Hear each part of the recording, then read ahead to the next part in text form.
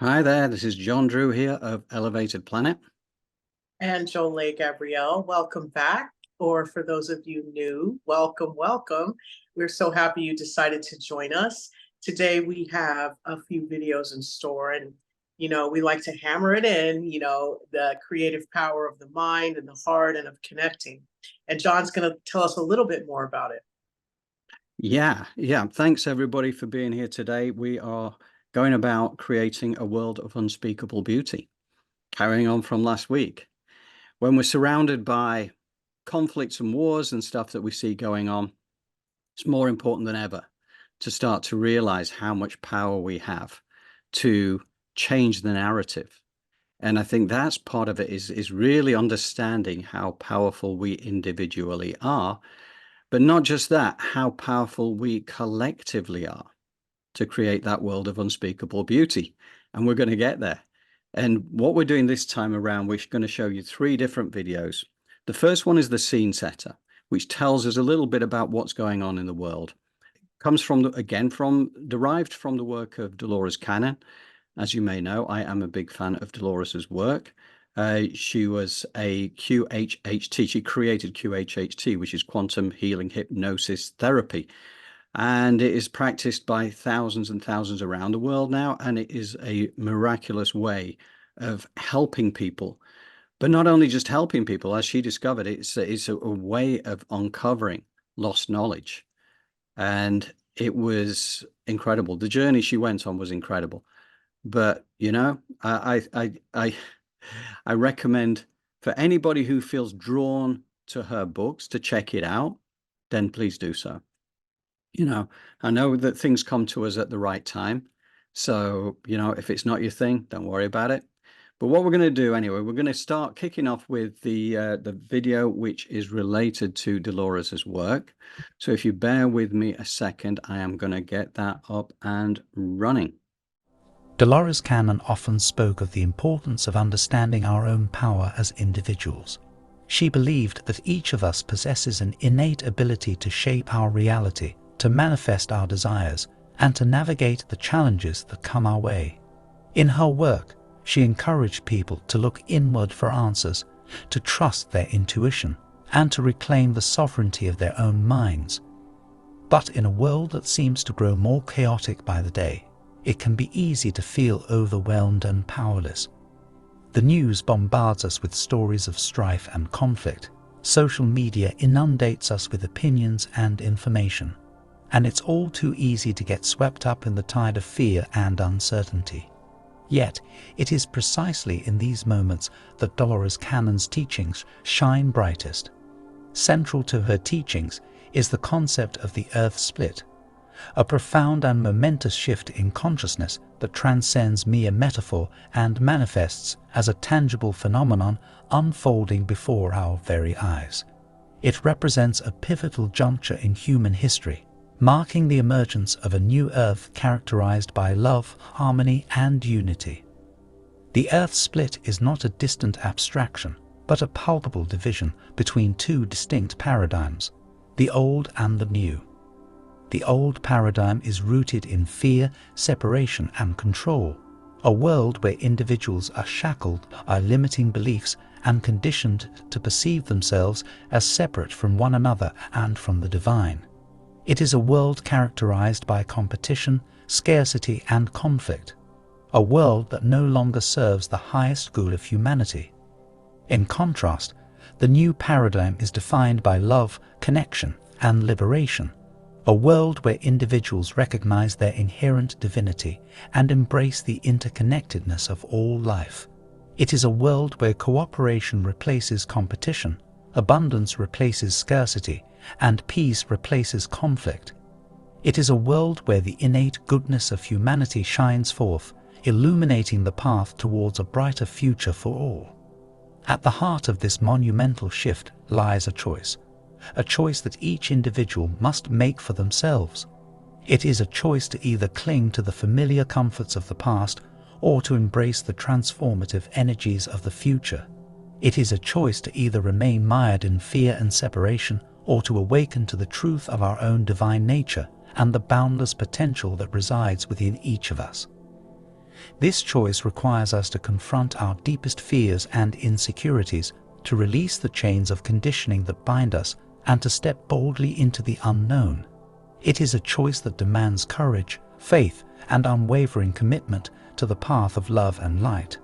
But it is also a choice that holds the promise of liberation, empowerment, and profound spiritual growth. In today's world, it's impossible to ignore the growing sense of division and separation that permeates our societies. From political polarization to social unrest, the fabric of humanity seems to be fraying at the seams. But what lies at the root of this seemingly insurmountable divide? According to Dolores Cannon and other spiritual teachers, the division and separation we witness are symptoms of a deeper spiritual crisis, an illusion of separateness that breeds conflict, prejudice, and suffering. It's a distortion of reality that blinds us to the truth of our interconnectedness with all life. But why is division on the rise? Who benefits from keeping humanity divided and disempowered? At its core, the forces of division and separation stem from a fear-based mentality, a belief in scarcity, competition, and the need to protect one's own interests at the expense of others. This mentality is perpetuated by those who seek to maintain control over the masses, manipulating them through fear, misinformation, and divisive rhetoric. By keeping humanity divided, these forces can more easily maintain their grip on power and resources, perpetuating a cycle of oppression and exploitation. They thrive on discord and conflict, sowing seeds of distrust and animosity among the populace. Behind the curtains of mainstream narratives lie hidden agendas, power structures, and systems of control that manipulate the collective consciousness for their own gain. These shadowy forces operate in the shadows, orchestrating events and shaping perceptions to serve their interests. They thrive on fear, ignorance, and division, exploiting humanity's vulnerabilities to maintain their dominance. But who are these puppeteers pulling the strings of power? They are the elite, the ruling class, the oligarchs who wield immense influence over politics, finance, and media. Through their vast wealth and influence, they manipulate governments, shape public opinion, and control the flow of information. Yet, despite their seemingly omnipotent grip on power, they are not invincible. Their power is derived from our consent, our acquiescence, our belief in their authority. As Dolores Cannon often emphasized, we must reclaim our sovereignty and refuse to be enslaved by fear-based narratives. It's time to see through the illusion of their authority and recognize that true power resides within each and every one of us. But despite their efforts, the truth remains unchanged.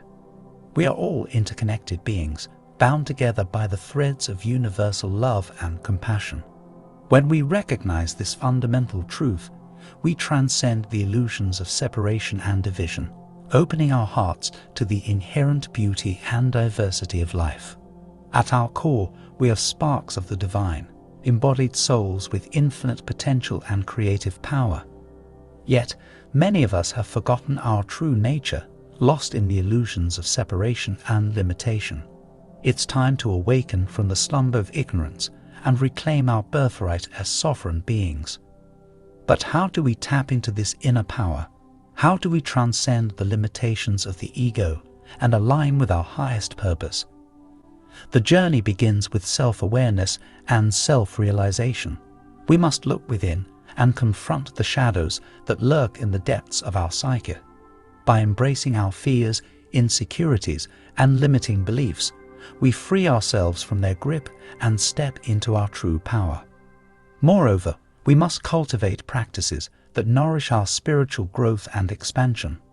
Meditation, self-reflection, prayer, these are powerful tools for connecting with our higher selves and accessing the wisdom of the universe.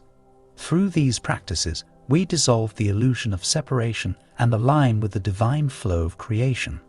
As we awaken to our true nature, we realize that we are not mere spectators in the drama of life. We are active participants, co-creators of reality with the universe itself. Every thought we think, Every word we speak, every action we take sends ripples out into the cosmos, shaping the world around us. The key lies in conscious awareness and intentional living. We must become mindful of our thoughts, emotions, and actions, understanding that they shape the reality we experience.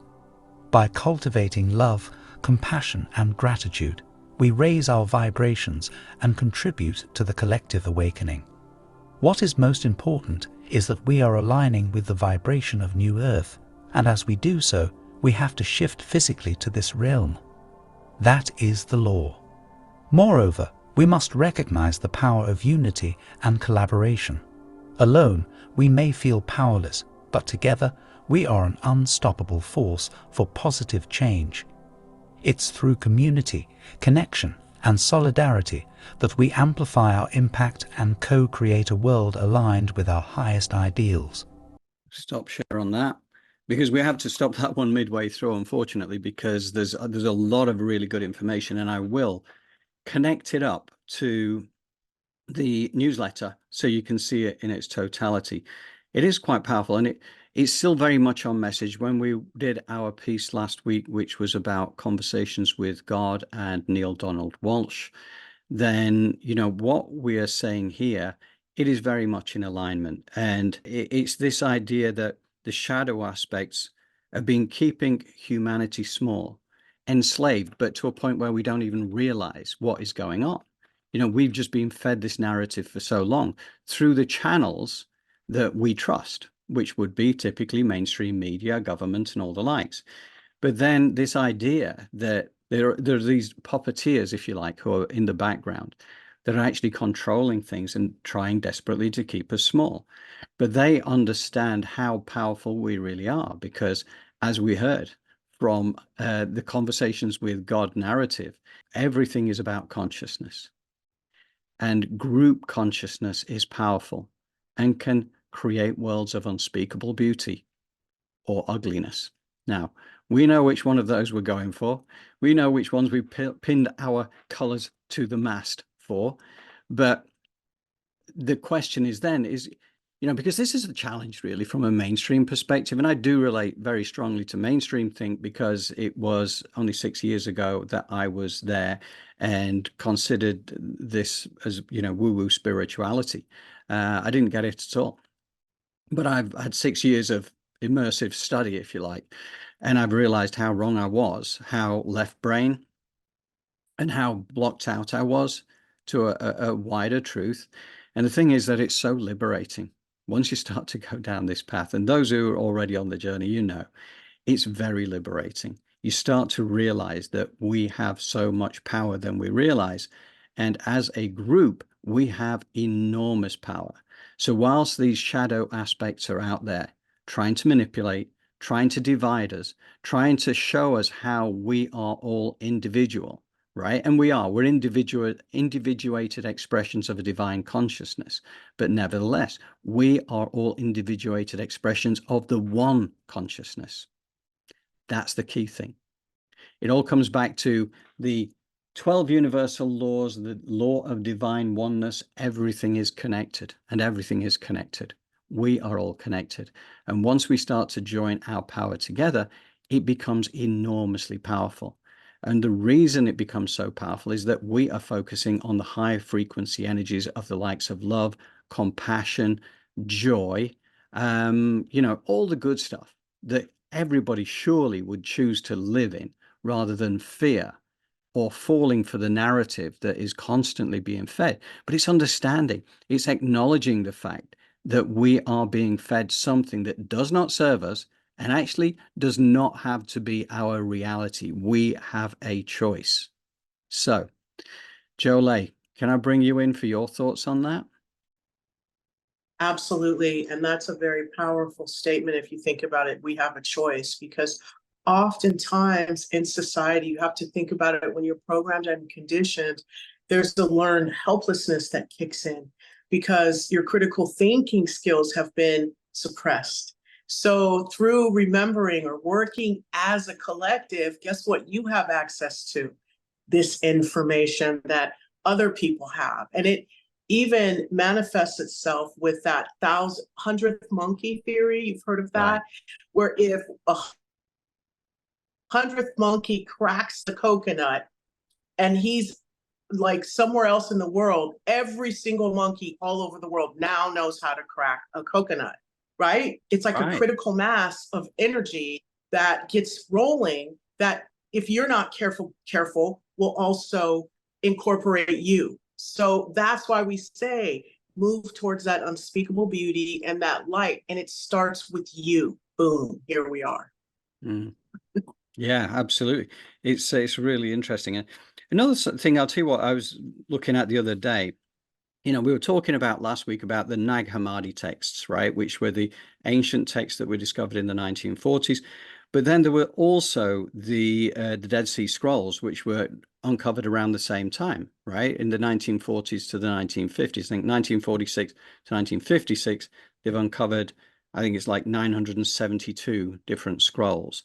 And within that, you know, there was one thing that is the oldest known version of the Old Testament, for instance, right? So that is something.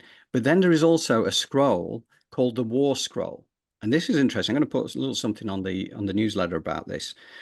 And what it talks about is it talks about a time in the future. And bearing in mind, this was written, you know, over 2,000 years ago. It talks about the sons of darkness and the sons of light gathering for one final conflict at the time of the change of the ages. And the question was then being asked, what would we choose? Would we choose to perpetuate the cycle of darkness and war, or would we choose to create a new cycle based on love, compassion, kindness? Now, and all those high frequency energies, because of the recognition of oneness, the unity consciousness that actually creates the power, right? Where we truly start to find out we are not just individuals. We actually are a collective consciousness that can come together to create something pretty special. Now, the question is, of course, that was just put out there as being a time in the future. Now, we're going through a change of the ages at the moment, which is the first one for 2,160 years, I think, is the cycles between the Piscean era going into the Aquarian era. But this is interesting, right? So this is a time of the change of the ages. We are seeing more rising conflict. So is the time that they were talking about from this was the Essene community in Qumran, who actually wrote the Dead Sea Scrolls, is what they were foreseeing the era that we are in now. And that's what I'm suggesting. And it's not something that is intended to be scary, because we're honored to be here at a time of transition, right? This is the new earth transition. And we have a choice. Now, for those who don't get it and are stuck in fear, I totally understand. And that is your journey and that is your truth. But what we want to be is a bridge for those who are interested to be able to step across this bridge and see if it's for them. And if it's not, then take a step back again. But nevertheless, create a bridge so that people can see if this journey is for them or not. Because as Gregg says in this next piece, actually, and this is very good, and we spoke about this earlier in the week, didn't we, Jolie, saying one of the things he talks about is he's not trying to force his opinions and ideas on other people. That's not what it's about. It's planting seeds, because we honor everybody's journeys as being unique to them. And therefore, you know, whatever feels right to you is right to you. But if we plant seeds out there and at some point in the future, it makes more sense to you, then you can come back and check it out. So what do you think, Jolie? I think that's correct. And this theme we have today with our live is about seeds, because as we go into the third, you can see how your energy, once you plant those seeds and you decide what kind of energy you're putting into those seeds matter. It all matters, you know, just like the video we just saw, I like to call The Voice. Your thoughts, your actions, your words, your deeds, it all matters. So we really need to start to dig in to who we are. It starts with us first. I keep reiterating that, and then it reverberates out into our environment. Yes. So I'm excited about this next video with Gregg Braden. Yes, yes, you're right. As you said before, Jolie, it is an inside job. And the seed planting, I hadn't thought of it in that way, but yeah, that last video will really bring that back into play. Yes. Yeah. I love that. I love that. So we had Gregg on last week as well, doing his piece about the indigenous prayer, which was the prayer for rain, which meant it turned from drought to deluge in the space of less than 24 hours. But that was interesting because the key thing there was really about, it's a bit like when we talk about law of attraction and manifestation. It's not about asking for something, because by asking for something, you're actually pushing it away from you. What you have to do, and again, it comes back to those Nag Hammadi texts, actually. Let me just read that bit to you, because it was like the point of all that was that under the King James Version of the Bible, the New Testament says, ask and you shall receive. But that's a mistranslation. As they found out through the Nag Hammadi texts, once it was retranslated from Aramaic and Greek, what it actually read as was, ask without hidden motive was the first section. Ask without hidden motive, which takes us into that Buddhist wisdom of not being attached to the outcome, which is important. And be surrounded by what you desire, be enveloped by what you desire, that your gladness be full, which is saying that you have to feel like it has already happened, and not just think it, but just like, using all five senses. And Jola, you used this within the meditation last week as well, and it's beautiful because it's immersing yourself in the feeling of already having it through all your senses. And that is what brings it to you. And the same thing is true for prayer. So Gregg taught us that this week. Now, this one is the gift of the blessing, which we touched on, I think probably back in December, we touched on this briefly. And the gift of the blessing, why is the gift of the blessing important right now? Well, if we're right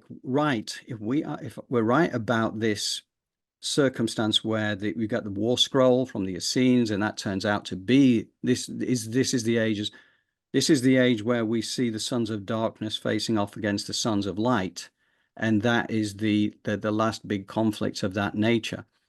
So if that is the case, then we are likely to see escalating circumstances that create the need for this gift of the blessing, because it's about forgiving. It's about letting go. And Gregg himself will explain this in more fully now. But that's a kind of key thing to bear in mind. It could well be that this is going to be important as it goes forward, as an important thing to have in your toolkit. So do you think we should dive in there, Jolie? Anything you want to add? No, not at all. Okay, let's go into the gift of the blessing with Gregg. So how do you apply this gift of the blessing? When an event hurts us, typically, we may look at the parameters of that hurt. I'm going to use our example of Rwanda because it lends itself well to this. In Rwanda, 3 things happened. The Rwandans lost their lives. Soldiers took their lives, and I was left behind to witness. Those become the opportunities of places where the blessing may be applied. And something amazing happens when we bless the things that have hurt the most. For example, what happens when we say, bless those Rwandans who gave their lives so that we may know ourselves in their passing? Our world's different now that they're gone. We have to make sense of that difference and what that means. That's the first step. Second one is the one perhaps it may be a challenge for some people. What if we say, bless the soldiers that took their lives? Bless the soldiers that took the lives of the Rwandans. This is where it's important. It doesn't mean we agree with what they did, that we consent or condone what they've done. It is our acknowledgement that they are playing out a role that is sacred in nature and part of the one. And although we may not understand it in this moment, it may not make sense to us, it is part of that one, and we're simply acknowledging that unity. How may we transcend the polarity of this world if we continue to respond to the polarity through the eyes of polarity? If we continue to respond, only blessing what's good. We bless the Rwandans, the soldiers. What about them? Well, forget those guys. They're the ones that took their lives in the first place. That's the thinking that led to this experience. It takes a powerful, masterful being to find a place within themselves where they can bless that which has transpired, which has hurt them deeply. And this is one of those places where the words may fail. This is one of those places where you must experience it for yourself. That's the second opportunity for the blessing. So we bless the Rwandans that gave their lives so that we may know them in their passing. And now we bless the soldiers that took those lives. The soldiers now know themselves in the taking of a life. That's a hard one for some people. And the last one, and it's the one that's been left out in the West, is us. Bless us in the witnessing. We're the ones that have to make sense of it. We're the ones that are left behind. And those three codes of blessing, I believe, hold such potential for healing. And I've seen it in my life, I've seen it in the lives of others, and they're so subtle. Please don't be deceived by the subtlety. And please bear in mind that when you bless, you're simply acknowledging that what you have experienced or witnessed is a part of the one, and that's all.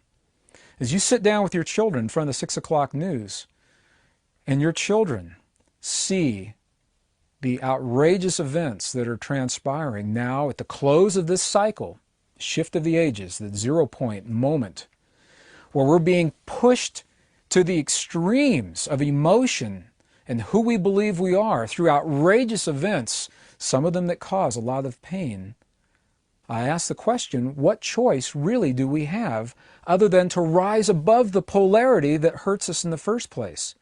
The other choice is to remain a part of the polarity and to be angry and to judge. And this is where discernment comes in. I believe discernment is a powerful tool to recognize what we no longer choose to have in our world and then to make it so by rising above that polarity. Do we turn our backs and walk away from the things that hurt us and disown them? Or is there another way? Can we find a way to rise above the goodness or the badness or the rightness or the wrongness? Can we discern what we no longer choose to have while still being there in a form of love and support? And the gift of the blessing allows for that possibility. Now, clearly, I would never choose to persuade or convince anyone of anything. These are simply possibilities that I'm outlining. I'm fleshing out our knowledge of history and the possibilities of what our lives may mean to us through tenets and codes and texts that were taken out of our common modes of history and circulation 1,700 years ago. And what I invite people to do is take this possibility, and if it works, if it makes sense, and if you find a place for it in your life, then you've got it right this moment. Embrace it and live what it means. And if you hear these words and they make no sense to you whatsoever, the magic is you cannot unhear them. So I'll invite you to place them into a file folder somewhere in your memory called possibilities, and to hold on to whatever belief systems have brought you into this moment, because they are serving you very well. And the moment that one of those belief systems fails you, rather than struggle, trying to hang on and make that old belief system work, let it go with grace. Bless it and let it go. Come back to this file folder called possibilities and allow for what this code of compassion and blessing may mean in your life.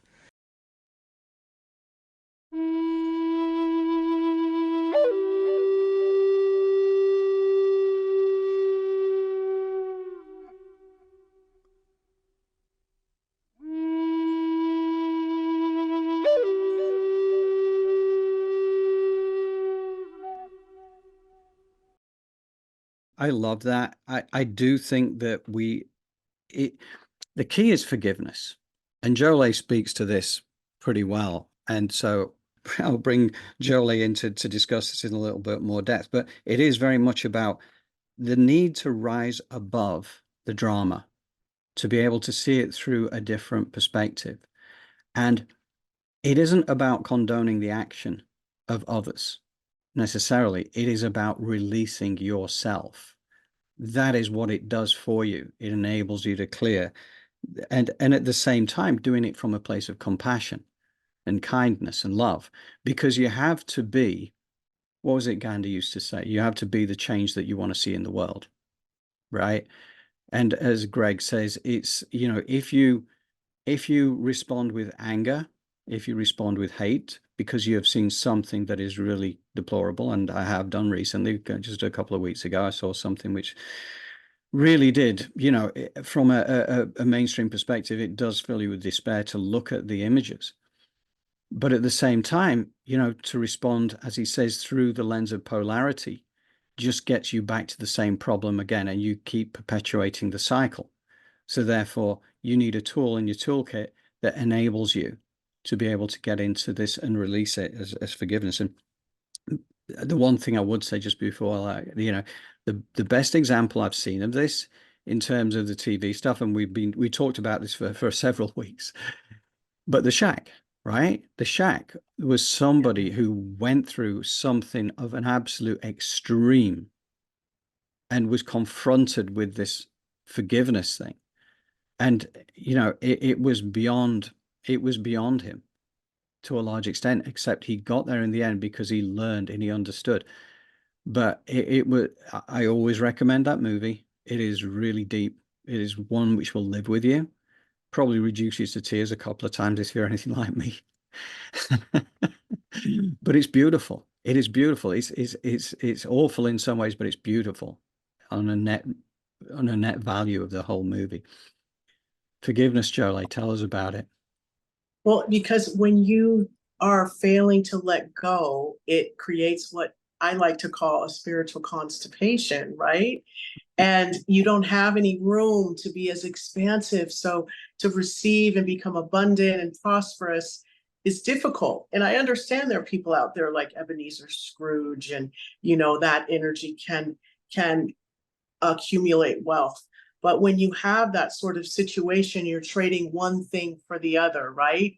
You may have all this money, but because you're crotchety, your relationships kind of are trash. So we live in a world nowadays where you can have it all. And how does that work? We're no longer working at the golden rule. Isn't it called the platinum rule now? It's kind of like treat others the way they want to be treated, you know, Right. treat others, you know, and respect people's boundaries so that your boundaries become respected. But as I always like to give the example to my children, you know, being unforgiving and resentful and hateful is like drinking the poison and expecting the other person to die. When you're unforgiving, you are becoming a toxic person. No one ever said you have to forget. No one ever said you have to welcome that energy back into your life. But forgive yourself for making that choice. We talked about the choice, right? Right. And then forgive that other person for entangling in the karma, because you don't want to have to experience this again. Because if you don't learn the lesson, guess what? It kind of follows you. Therefore, once you release and let go, that energy is allowed to dissipate and open up more room in your vessel. Yeah, absolutely. And one of the things that you know, came to mind as you were saying that is that one of the things I've come to learn through the work of Robert Schwartz and a number of others as well is about life path planning, which we do before we are embodied into the physical vessel for this journey as immortal spirits having a human experience. And I know, again, that's not a mainstream perspective. That's my reality. That's my truth. But we plan on the other side, and we plan interactions, and we plan our most painful interactions as well as our most loving interactions. And we do it because of growth. So I think it helps with the forgiveness thing. If you think, well, actually, I am responsible for this because I planned it for myself, for my personal growth. Now, I know this may be several levels beyond mainstream, but just planting seeds again, as Gregg says, if this does not work for you, then just file it in that folder. And if your version of reality starts to fall apart for some reason, rather than trying to paper over the cracks and put a square peg in a round hole, look for a new answer, right? Mhm. And it's having that courage to acknowledge the fact that your version of reality could be wrong. But that's one thing that I learned over the last 6 years, is that my version of reality was so wrong. I've had to shatter it so many times but it's beautiful. I love it because it's taken me from that very left brain kind of mentality to something which is open and balanced, I feel, right? And I've never been happier in my life than I am now. So, it feels right. I love doing this. I love making these connections as we do. I love working with Jolie. I mean, this is just a beautiful, and again, my life path plan, I'm sure Jolie and I, that was when we were supposed to intersect in February 2020. Yeah, 2020. That's right, isn't it? Yeah. And that began a journey which was supposed to happen. Brilliant. Anyway, so yeah, that I love that. And I think that is a powerful tool in the armory, and we will just kind of keep that in the blog posts and the likes within elevatedplanet.life. But I think the last one that we're coming to is going to be the one that is providing us with a bit more science, because one of the things that I put in the invitation is that we start to back this stuff up with science. And there is so much more than what is in this 6 minute, 40 seconds of video, but it kind of tells you, because when you listen to the evidence that backs this up, very scientifically done research, what do you call it? Rigorous research on this to determine what was going on, and then repeat the exercise. And so it wasn't just taken at face value, it was done properly. And there's so much more than this, but that's what we're going to show. Anything you want to say before we go into Lynne? Just one thing I want people to remember is that forgiveness means freedom. And the more you forgive, the freer you become. So we're ready for Lynne. Fantastic. Thank you. And yes, we'll do a share on that. If you've ever felt we needed greater peace or an end to the wars right now, then do we have the Peace Experiment show for you. Today I'll be talking with Lynne McTaggart, the amazing investigative journalist, best-selling author, and the creator of The Power of 8.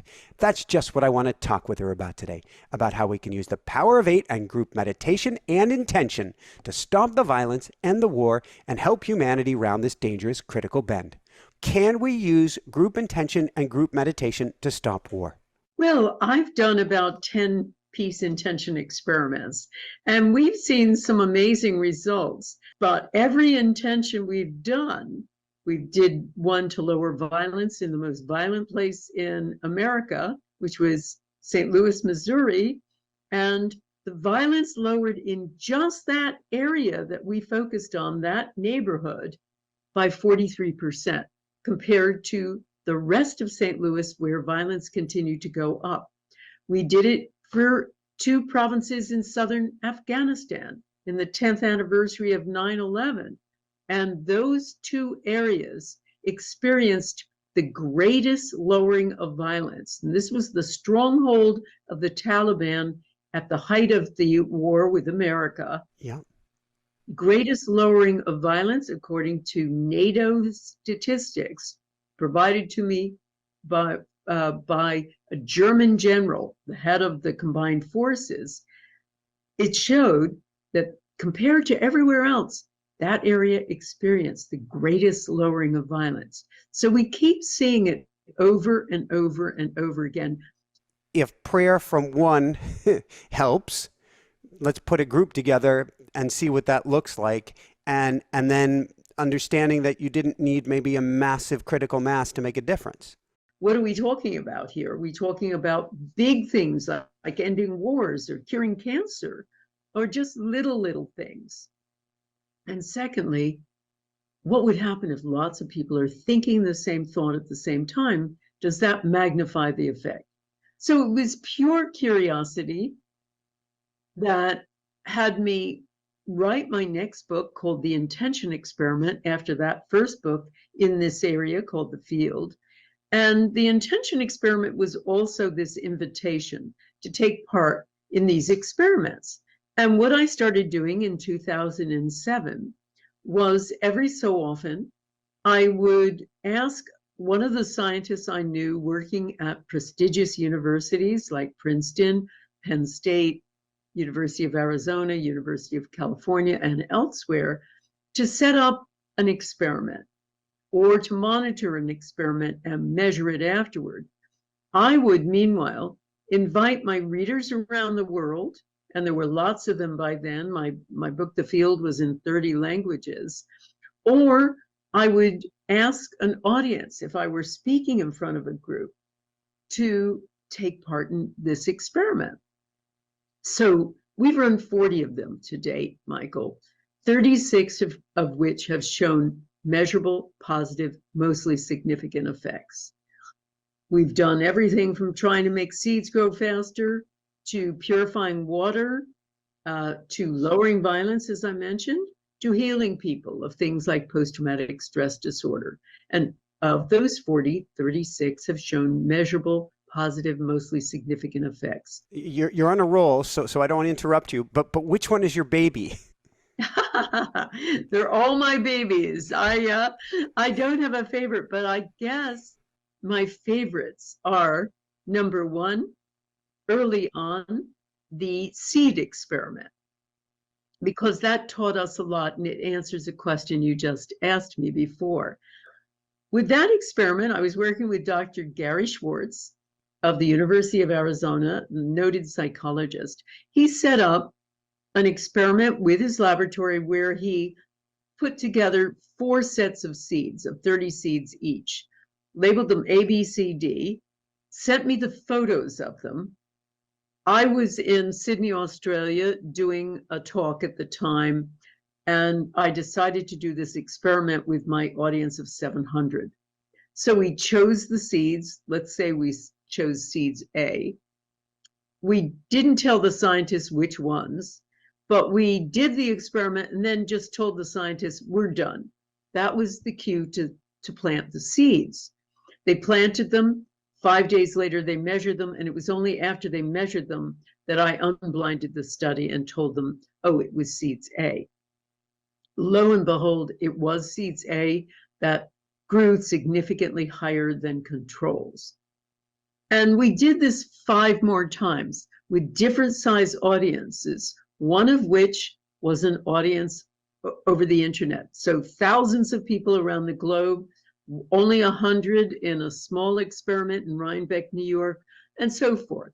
Audiences of different sizes in South Carolina, Dallas, Los Angeles, and over the internet. And every single time we got the same outcome. So that taught me, as each experiment has taught me, something new, that size of audience doesn't matter. All you need is a group of any size. And of course, I love that experiment because I was 8,000 miles away from the target, so was my audience. You know, target's in Tucson, Arizona. I'm in Sydney, Australia with the audience. And also, I'm just sending intention with the audience to a photo of the target, not even the target itself, a symbol of the target. So that also taught me about the psychic internet that we create with group intention. There you have it, Lynne McTaggart. Yeah, a big fan of Lynne's work, and that was just a, as I say, less than 7-minute extract from an interview which she did with Michael Sandler. The fortunate thing about that was that I recorded it within 2 days of them actually releasing that, because immediately after I'd actually recorded it, it was taken down by YouTube, which is, I don't know why they do that, but Michael Sandler knew it was on the edge because they were talking about the war. They were talking about the peace intention behind it. But for whatever reason, YouTube decided that people didn't need to hear about peace intentions, and they pulled the video. But by then I already had it downloaded. So it was just an extract from a YouTube video, which is no longer available. But I think it's powerful.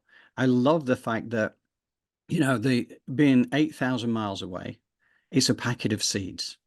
You have a photo of a packet of seeds, and you send your intention to a photo of a packet of seeds.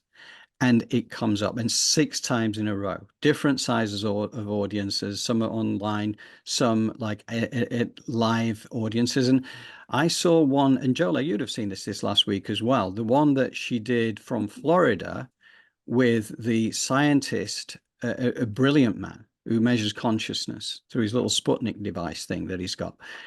But he had this lead going into a bottle of water, right, which had like this diode dropped into it, which measured all the different aspects of the water. And he would then leave the room and gone for doing whatever he was doing. Meanwhile, in Florida, for 10 minutes, they sent an intention and they sent love to a bottle of water. They could actually see it on the screen. And the entire audience of, I don't know what it was, maybe 300, 400, 500 or something, sent that intention. And for that 10-minute spell, when he came back and he did the research retrospectively, and he had no idea what time they'd done that, but it exactly mapped. That 10-minute spell exactly mapped with this really positive difference that lasted for the 10 minutes. But once they start to move their attention elsewhere, it went back to its normal trend. Now, that is the other side of the world. And, okay, what's the big deal, right? But the big deal is we can affect so much more than we realize. This tells us that we have this psychic highway that goes on, and it's all around us. It is all around us. And this is what I love, what Jolie does for us at Elevated Planet, is because that is what she's done for a living for the last few decades. It's basically who you are, Jolie. It's not just what you do, it's who you are, right? But to be connected in. And I think that's so powerful, because it tells us that when we start to come together as a group consciousness, this is not just woo-woo nonsense. This is just what we showed you there. There is so much evidence, that it just becomes. In fact, I read this thing. In fact, I wrote it down at the time, actually, because I thought it was worth reiterating. And it was, effects of the intention experiment. Scientists have proven from a composite database from Lynne McTaggart's experiments around the world, the outcome is what physicists call a 7 sigma event. And what that translates is the chance of that happening is 1 in a trillion. Now, your skeptics might say, oh, yeah, but there's a 1 in a trillion, right? It could have been that one. That means that, it's not actually proving something. But clearly the evidence is really strong. But Jolie. Yeah, the evidence is out there. And that movie, The One Field, I feel if you really have doubts or you want to see science and spirituality in that intersection, that movie is really groundbreaking. You talk about The Secret. A lot of people complain like, okay, well, thoughts, but there takes work. Well, this is where the rubber meets the road. And it talks about how you are creating your environment. It's so important for us to remember that we are. And a lot of the viruses in the system or the glitches are coming from outside of you. The programming, the conditioning, because at your core, who you are is spirit. So you desire to connect. You desire to come together and spread love. That's who you are at your core. So any type of glitching to that is where you want to dig, because that means that somebody has put a seed there that doesn't belong to you. So it's time to start gardening, and meditation and creative visualization is so important for that. So we've really laid the groundwork, John, for people to realize how powerful they are if they begin to focus the energy of their heart, their mind towards a goal that benefits not only themselves, but others. Absolutely. Yes. And that's a really good point, actually, because there was another point that I wrote down as well at the same time, which was about the power of the heart, because again, it comes from the One Field. And I will put a link to the One Field on the newsletter because it is important. It's 2 hours and 5 minutes. But honestly, it'll be 2 hours and 5 minutes of your life well spent if you can bring yourself to actually do that. But they were making the point about the power of the heart. Looking at the wrong page. Excuse me a second. Well, Gregg Braden, I think he is also involved in that heart math, which has been around That's for right. a while. And they have done the research on what it looks like in cities when people are focusing in a loving way. Mm-hmm. It's very interesting. Very interesting. And that was what I was looking for. The magnetic field of the heart is about 100 times stronger than that produced by the brain, right? That gives you an idea. And this did come from the Heart Math Institute. And yeah, the power of love is something that really comes out strong in that the One Field movie. So how are you feeling about it then, Jolie? Do you think it's that time? Yes, it is that time. Now, remember, love is like, it's a very powerful emotion. But at the top of Hawkins' pyramid is joy. And the heart lives and it's alive. And when there's joy and laughter and camaraderie and connection, that's when that heart is at its strongest. So today, we're definitely going to go into a meditation and creative visualization, not just for ourselves, but we're going to take up where Lynne left off and go forward in sending out loving vibrations and joy into not only the world, but into your environment, your people coming forth from you. We're going to call that in, and then we're going to move it out into the world. So as always, please put your feet flat on the floor. For those of you laying down for the first part of this meditation, keep your feet flat. Your palms face up on your thighs as you breathe with the rhythm of your body. What does that mean? Rhythm of your body means however your body begins to relax and be comfortable and make you feel safe. Creating a rhythm is all about creating safety within your body. And then once you have caught your breath, the rhythm of that breathing, you command your heartbeat to sync up with your breath, which then begins to bring all of the systems and the organs in your body into balance. Now, from a heart-centered space, I want you to go ahead and ground your energy, because we're going to ground into Mother Earth from a space of love. So as this natural fiber or elements, it could be earth, air, fire, water, quartz crystal, tree trunk, rope, you see that being generated 6 inches in diameter, moving through the center of you, all the way down, through the chair, through the floor, down into the lithosphere, through Mother Earth, down through the asthenosphere, rooting itself, your grounding cord. You are safe and allowed to root yourself into the nurturing reality of Mother Earth and her unspeakable beauty that she has to share for you. You want to pull in your aura to be 1.5 feet around you, and your higher self above you. And your soul architecture is together.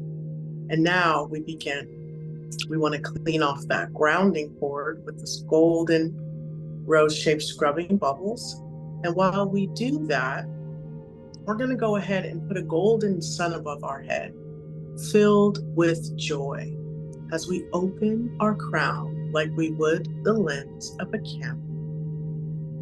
And we're going to bring that first beautiful golden sun of joy down and fill up the grounding cord, cascading down. And as that beautiful golden sun of joy goes down the grounding cord, scrubbing bubbles fall away into Mother Earth, turning into positive creative life force energy for anyone to use. Follow that visualization. See those golden rose-shaped scrubbing bubbles pop off as that beautiful cascading golden light of joy moves down all the way down to the very tip of those roots. Take a deep breath in, exhale, and you put another, visualize, create, and imagine another beautiful golden sun above your head. And this one is joyful. Joy, once again, is filling it up. As we bring this golden sun down, we let this fill up the whole bottom half of our body. We let it fill up our toes, all the way up into our feet, coming up our legs, into our knees, working out any disease, any illness as it moves up our thighs, into our reproductive organs, our sacrum, our spine, coming up into our stomach, colon, moving out any diseases. It moves up into our sternum. We put another golden sun above our head filled with joy, and we fill up the whole upper half of our body with this joy. And we open our heart chakra like we would the lens of a camera. And we just allow for unlimited amounts of joy, showing itself as a beautiful golden etheric cloud, just moving down into our crown, filling up our entire bodies and moving out into our aura layer, and then moving out into our environment, and then moving out into the universe. So I want you to see all of those that you love partaking in this beautiful joy that's palpable. It's this golden, cloud-like, etheric energy that's warm and soft and loving. And this joy automatically touches you. It tickles you. You're laughing, and all the people around you are laughing. And then the city around you is growing, sharing. Crime is less, people are more loving, prices are lower, paychecks are higher. And I want you to see all this beautiful energy moving out into the universe and encompassing and engulfing yourself and all of those that you love. And this energy is just growing, and it's growing, and it's spreading. And it's reaching all of the four corners and all of the spaces and places where there's destruction and death and war and all of these things that are absolutely a bad nightmare illusion. Cover that with this beautiful golden energy of resilience, of love, but most certainly of joy and of laughter. There's enough to go around for everyone. Let go, open up. You're expansive, forgive. Allow for that energy to fill you up. So everywhere you go, you're spreading joy. Joy. You love yourself so much so that everywhere you go, you're spreading joy. See that. See that. Hold the space. Hold the space. See your mom, your dad, alive, as well as in being in another dimension, partaking in this gold, alive, as well as maybe passed on. Send this energy to the ancestors. Send this energy to the future you, to your progeny. Send this out into the universe. Send some to the angels. All of the things that you believe in that are good and are true to you. Engulf them with this energy, this unlimited amount of joy that comes in from the universe. Open up and share that. Because when people are joyful, they don't have any time for hate. We don't have any time for that when we're busy spreading joy, making others laugh, making others feel good. That is how we elevate the planet in the highest and best way. So hold this space and this energy for the day. It's however you created that beautiful, golden, etheric, joyful energy. I want you to hold that, see that, close your eyes and see that in your aura, see that in your body. And anytime you need to share that at any moment, it could just be as simple as just commanding your heart open and send a little of that energy over there. And it doesn't have to, it's simple. So take a deep breath in, exhale, hold the space, see that beautiful energy throughout your entire environment. Take another deep breath in. And now we're going to stop. We're going to close our crown. And we're going to allow for that beautiful, joyful energy to go back up into the ether. And we're surrounded by it. We're filled with it. Take a deep breath in. If there's anything open like your brow or your hands, go ahead and close them. Take another deep breath in, and when you're ready, you can open your eyes. Beautiful. I sat through that meditation with a big grin on my face. Yeah. I feel the joy. It was fantastic. And it's, I love that. The prices are down and paychecks are up. We need Yeah. we need you in charge of the Federal Reserve Bank. So we need to keep that meditation rolling. But it is beautiful because even the image of that, it just kind of like fills you with that happiness thing. And this is what I've always perceived for Elevated Planet. It is about, it's not just about talking about these things like which some people might regard it as a little bit dark because, we're talking about the times that are coming up. But this is just a state of preparedness. Not just that, but actually providing a solution for us going forward where we can take constructive steps to put ourselves in joy and create that world of unspeakable beauty. Thank you, Jolie. That was beautiful. I really enjoyed that. I'm going to listen back to that one time and time again because every time I need to find that smile. Yes. Okay. Well, thank you for that. And so we might as well wrap it up at this point. We've done well for timing, and I think there's been a lot of really good information. Naturally, the newsletter will go out tomorrow with the recorded version of this live event. And I would like to thank our audience for being with us today. Thank you to our community for joining us. And for anybody who latches on to the recorded version and you're interested in this, contact me at johndrew@elevatedplanet.life if you want to go onto our distribution list. And certainly our YouTube channel, which is Elevated Planet, is there for you to subscribe to as well. And I would also ask that if you do like this video, then give us one of those thumbs up thingies. I know I never normally ask for this because, I'm not really good at I always forget about that. And send us comments as well. Whether you like it, whether you don't like it, whatever, you're entitled to share whatever you feel is needed to be shared. So your comments are always welcome, whether it comes to me at johndrew@elevatedplanet.life, and I will also field those for Jolie as well for any messages for her. And there we go. That's it. Simple as that. And we will work towards coming together in group consciousness to create our world of unspeakable beauty. And I think that's a great way to finish, don't you think, Jolie? Yes, absolutely. Thank you. Thank you.